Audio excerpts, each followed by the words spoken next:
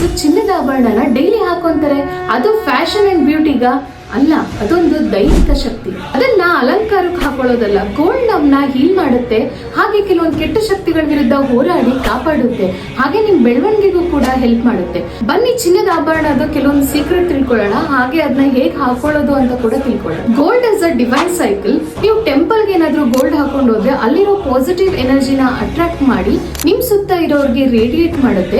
ಹಾಗಾಗಿ ಯಾವುದೇ ಕಾರಣಕ್ಕೂ ಟೆಂಪಲ್ಗೆ ಹೋಗೋದಿಗೆ ಗೋಲ್ಡ್ ಹಾಕೊಂಡು ಹೋಗೋದನ್ನ ಮರಿಬೇಡಿ. ಕೆಲವೊಬ್ಬರಿಗೆ ಸ್ನಾನ ಮಾಡೋದಿಗೆ ಗೋಲ್ಡ್ ಜ್ಯುವೆಲ್ರಿನ ತೆಗೆದಿಡೋ ಅಭ್ಯಾಸ ಇರುತ್ತೆ.